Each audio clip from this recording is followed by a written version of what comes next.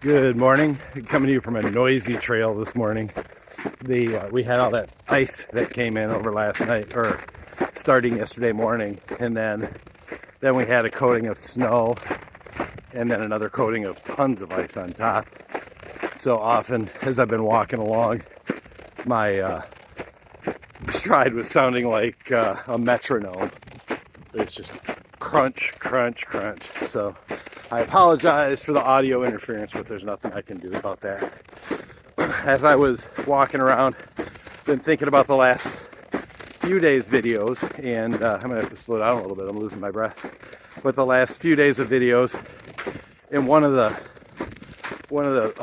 messages that I've had a difficult time transferring between its meaning as it relates to me, a person, and a business. Like, I just had a conversation with somebody, or I should say a debate a few weeks ago. Someone that said, if the business isn't growing, it's dying. And immediately, because of the way that I always looked at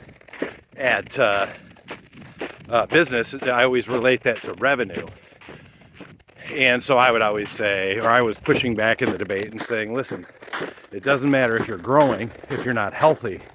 Like, sometimes you need to take a step backwards and contract a little bit so that you can get things right and then go forward and start growing again.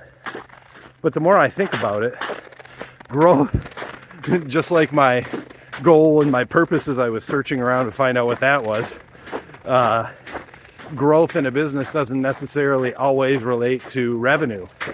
So my debate was obviously, or as I look back on it, we were arguing the same thing. Yes, if you're not growing, you're dying. But when I think about that on a human level, if you're not growing, you're atrophy, right? Or if you don't use your muscles, they atrophy.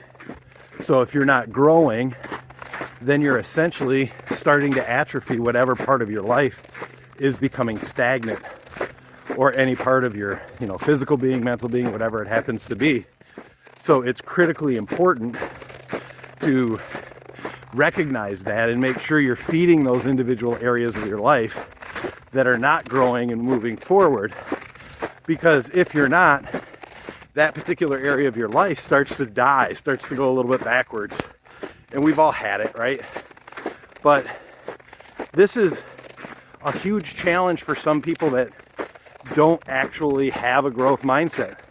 There are some people out there, and you see them and hear them all the time, they're completely adverse to change. They don't want anything to do with change. They say things like, that's just the way it is. The rich get richer, the poor get poorer. Work isn't supposed to be fun. All these different sayings that they have, which essentially say, the circumstances dictate the way it's going to be in my world, and it's just the way it is. Nothing I can do to change it. Well, there's nothing wrong with having a fixed mindset if you're completely happy and satisfied with getting, the returns and the outcomes that you get when you have a fixed mindset. I'm not here to criticize somebody that has that mindset. I'm just saying, especially as you make your way into the 50s, or as I make my way into my 50s, every day I recognize how much more critical it is than the previous day to have a growth mindset.